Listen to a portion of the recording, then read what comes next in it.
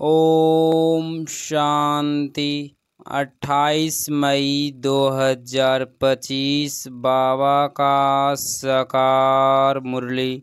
मीठे बच्चे, अभी ड्रामा का चक्र पूरा होता है। तुम्हें चिरखंड बनकर नहीं दुनिया में आना है। वहाँ सब चिरखंड है, यहाँ लून पानी है। प्रश्न: तुम त्रिनेत्री बच्चे किस नॉलेज को जानकर त्रिकालदर्शी बन गए हो? उत्तर: तुम्हें अभी सारे वर्ल्ड की हिस्ट्री ज्योग्राफी की नॉलेज मिली है। सतयुग से लेकर कलयुग अंत तक की हिस्ट्री ज्योग्राफी तुम जानते हो। तुम्हें ज्ञान का तीसरा नेत्र मिला कि आत्मा एक शरीर छोड़ दूसरा लेती है। संस्कार आत्मा में है। अब बाप कहते हैं, बच्चे नाम रूप से न्यारा बनो, अपने को आत्मा अशरीरी समझो। गीत। धीरज धर मनुआ। ओम शांति। कल्प कल्प बच्चों को कहा जाता है और बच्चे जानते हैं। दिल होती है कि जल्दी सतयुग हो जाए तो इस दुख से छूट जाए, परंतु ड्रामा बहुत धीरे धीरे चलने वाला है। बाप धीरज देते हैं, बाकी थोड़े रोज है। बड़ों द्वारा भी आवाज़ सुनते रहेंगे। दुनिया बदलनी है। जो भी बड़े बड़े हैं पॉप जैसे, वह भी कहते हैं दुनिया बदलने वाली है। अच्छा, फिर पीस कैसे होगी? इस समय सब लून पानी है। अभी हम सिरखंड हो रहे हैं। उस तरफ दिन प्रतिदिन लून पानी होते जाते हैं। आपस में लड़ झगड़ कर खत्म होने वाले हैं। तैयारियां हो रही है। यह ड्रामा का चक्र अब पूरा होता है। पुरानी दुनिया अपनी दुनिया पूरी होती है, नई दुनिया की स्थापना हो रही है। नई दुनिया सो पुरानी, पुरानी सो नई दुनिया फिर बनेगी। इसको दुनिया का चक्र कहा जाता है, जो फिरता रहता है। ऐसे नहीं, लाखों वर्ष बाद पुरानी दुनिया नई होगी। नहीं, तुम बच्चे अच्छी रीति जान चुके हो, भक्ति बिल्कुल ही अलग है। भक्ति का कनेक्शन रावण के साथ है, ज्ञान का कनेक्शन राम के साथ है। यह तुम अभी समझ रहे हो। अभी बाप को बुलाते भी है, हे पतित पावन आओ, आकर नई दुनिया स्थापन करो। नई दुनिया में जरूर सुख होता है। अब बच्चे छोटे अथवा बड़े सब जान गए हैं कि अभी घर चलना है। यह नाटक पूरा होता है। हम फिर से सतयुग में जाएंगे। फिर 84 जन्मों का चक्र लगाना है। सुबह आत्मा को दर्शन होता है। सृष्टि चक्र का यथार्थ आत्मा को ज्ञान का तीसरा नेत्र मिला है। उसको कहा जाता है त्रिनेत्री। अभी तुम त्रिनेत्री हो और सभी मनुष्यों को यह स्थूल नेत्र है।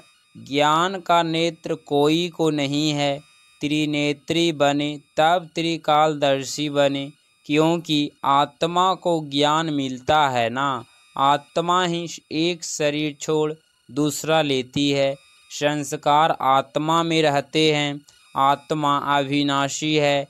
अब बाप कहते हैं, नाम रूप से न्यारा बनो, अपने को अशरीरी समझो, देह नहीं समझो। यह भी जानते हो, हम आधा कल्प से परमात्मा को याद करते आए हैं। इसमें जब जास्ती दुख होता है तब जास्ती याद करते हैं। अभी कितना दुख है, आगे इतना दुख नहीं था। जब से बाहर वाले आए हैं तब से यह राजाएं लोग भी आपस में लड़े हैं, जुदा जुदा हुए हैं। सतयुग में तो एक ही राज्य था। अभी हम सतयुग से लेकर कलयुग अंत तक हिस्ट्री ज्योग्राफी समझ रहे हैं। सतयुग त्रेता में एक ही राज्य था, ऐसे एक ही डिनाइस्टी कोई की होती नहीं। क्रिश्चियन में भी देखो फूट है, वहाँ तो सारा विश्व एक ही हाथ में रहता है, वह सिर्फ सतयुग त्रेता में ही होता है। यह बेहद की हिस्ट्री ज्योग्राफी अभी तुम्हारी बुद्धि में है, और कोई सत्संग में हिस्ट्री ज्योग्राफी अक्षर नहीं सुनेंगे। वहाँ तो रामायण महाभारत आदि ही सुनते हैं, यहाँ वह बातें हैं नहीं। यहाँ है वर्ल्ड की हिस्ट्री ज्योग्राफी, तुम्हारी बुद्धि में है। उच्च ते उच्च हमारा बाप है, बाप का शुक्रिया है जिनसे सारा ज्ञान सुनाया है। एक आत्माओं का झाड़ है, दूसरा है मनुष्यों का झाड़। मनुष्यों के झाड़ में ऊपर में कौन है? ग्रेट ग्रेट ग्रैंडफादर ब्रह्मा को ही कहेंगे। यह जानते हैं ब्रह्मा मुख्य है, परंतु ब्रह्मा के पीछे क्या हिस्ट्री ज्योग्राफी है यह कोई नहीं जानते। अभी तुम्हारी बुद्धि में है। उच्च ते उच्च बाप रहते भी हैं परम धाम में, फिर सूक्ष्म वतन का भी तुमको मालूम है। मनुष्य ही फरिश्ता बनते हैं, इसीलिए सूक्ष्म वतन दिखाया है। तुम आत्माएं जाती हो, समझाना पड़ता है। ब्रह्मा विष्णु शंकर तीन है। स्थापना के लिए ब्रह्मा को रखा है, पालना के लिए। विष्णु को विनाश के लिए शंकर को रख दिया है। वास्तव में यह बना बनाया ड्रामा है। शंकर का पाठ कुछ भी है नहीं। ब्रह्मा और विष्णु का पाठ तो सारे कल्प में है। ब्रह्मा सो विष्णु, विष्णु सो ब्रह्मा। ब्रह्मा के भी 84 जन्म पूरे हुए तो विष्णु के भी पूरे हुए। शंकर तो जन्म मरण से न्यारा है, इसीलिए शिव और शंकर को फिर मिला दिया है। वास्तव में शिव का तो बहुत पाठ है, पढ़ाते हैं। भगवान को कहा जाता है नॉलेजफुल। अगर वह प्रेरणा से कार्य करता तो सृष्टि चक्र का ज्ञान कैसे देता। इसीलिए बाप समझाते हैं, बच्चे प्रेरणा की तो कोई बात ही नहीं, बाप को तो आना पड़ता है। बाप कहते, बच्चे मेरे से सृष्टि चक्र का ज्ञान है, मेरे को यह पाठ मिला हुआ है, इसीलिए मुझे भी ज्ञान सागर नॉलेजफुल कहते हैं। नॉलेज किसको कहा जाता है? वह तो जब मिले तब पता पड़े, मिला ही नहीं तो क्या अर्थ कैसे मालूम पड़े। आगे तुम भी कहते थे ईश्वर प्रेरणा करते हैं, वह सब कुछ जानते हैं। हम जो पाप करते हैं ईश्वर देखते हैं। बाबा कहते हैं यह धंधा मैं नहीं करता हूँ, यह तो जैसा कर्म करते हैं उसकी खुद ही सज़ा भोगते हैं। मैं किसको नहीं देता हूँ, न कोई प्रेरणा से सज़ा दूंगा। मैं प्रेरणा से करूँ तो जैसे मैंने सज़ा दी, कोई को कहना कि इनको मारो यह भी दोष है, कहने वाला भी फंस पड़े। शंकर प्रेरणा दे तो वह भी फंस जाए। बाप कहते हैं बच्चों को सुख देने वाला हूँ, तुम मेरी महिमा करते हो। बाबा आकर दुख हरो, मैं थोड़े ही दुख देता हूँ। अब तुम बच्चे बाप के सम्मुख बैठे हो तो कितनी खुशी होनी चाहिए। डायरेक्ट भाषण आती है, बाबा हमको पढ़ाते हैं। इनको मेला कहा जाता है। सेंटर्स पर तुम जाते हो, वहाँ कोई आत्माओं परमात्मा का मेला नहीं कहेंगी। आत्माओं परमात्मा का मेला यहाँ लगता है, यह भी तुम जानते हो। मेला लगा हुआ है। बाप बच्चों के बीच में आए हैं, आत्माएं सब यहाँ है। आत्मा ही याद करती है कि बाप आए, सबसे अच्छा मेला है। बाप आकर सब आत्माओं को रावण राज्य से छुड़ा देते हैं। ये मेला अच्छा हुआ ना, जिससे मनुष्य पारस बुद्धि बनते हैं। उस मेले पर तो मनुष्य मैले हो जाते हैं। पैसे बर्बाद करते रहते हैं, मिलता कुछ भी नहीं, उनको मायावी आसुरी मेला कहा जाएगा। यह है ईश्वरीय मेला, रात दिन का फर्क है। तुम भी आसुरी मेले में थे, अभी हो ईश्वरीय मेले में। तुम ही जानते हो बाबा आया हुआ है, सब जान जाए तो पता नहीं कितनी भीड़ हो जाए। इतने मकान आदि रहने के लिए कहाँ से लाएंगे। पिछाड़ी में गाते हैं ना, अहो प्रभु तेरी लीला, कौन सी लीला, सृष्टि के बदलने की लीला, यह है सबसे बड़ी लीला। पुरानी दुनिया खत्म होने से पहले नई दुनिया की स्थापना होती है।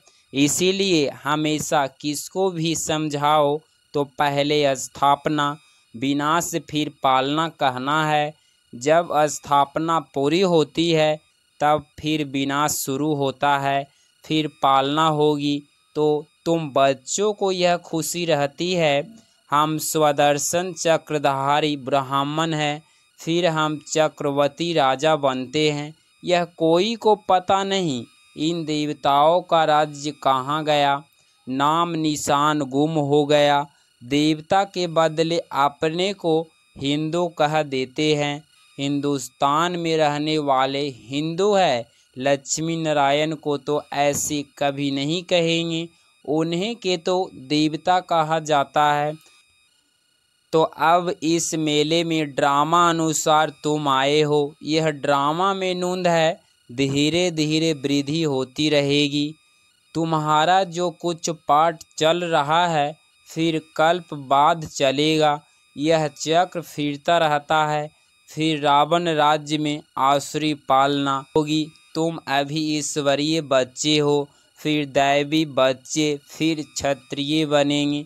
तुम जो अपवित्र प्रवृत्ति वाले बन गए थे सो फिर पवित्र प्रवृत्ति वाले बनते हो। है तो यह भी दैवी गुण वाले मनुष्य ना, बाकी इतनी भुजाएं आदि दे दी है। विष्णु कौन है यह कोई बता न सके। महालक्ष्मी की भी पूजा करते हैं, जगत अम्बा से कभी धन नहीं मांगते हैं। धन जास्ती मिल गया तो कहेंगे लक्ष्मी की पूजा की, इसीलिए भंडारा भर दिया। यहाँ तो तुम जगत अम्बा से पा रहे हो, परम पिता परमात्मा शिव द्वारा देने वाला वह है। तुम बच्चे बाप दादा से भी लक्की हो। देखो जगदम्बा का कितना मेला लगता है, ब्रह्मा का इतना नहीं। ब्रह्मा को तो एक ही जगह बिठा दिया, में बड़ा मंदिर है, देवियों के मंदिर बहुत है, क्योंकि इस समय तुम्हारी बहुत महिमा है। तुम भारत की सेवा करते हो, पूजा भी तुम्हारी जास्ती होती है। तुम लक्की हो। जगत अम्बा के लिए ऐसे कभी नहीं कहेंगे कि वह सर्वव्यापी है। तुम्हारी महिमा होती रहती है। ब्रह्मा विष्णु शंकर को भी सर्वव्यापी नहीं कहते, मुझे कह देते कण कण में है।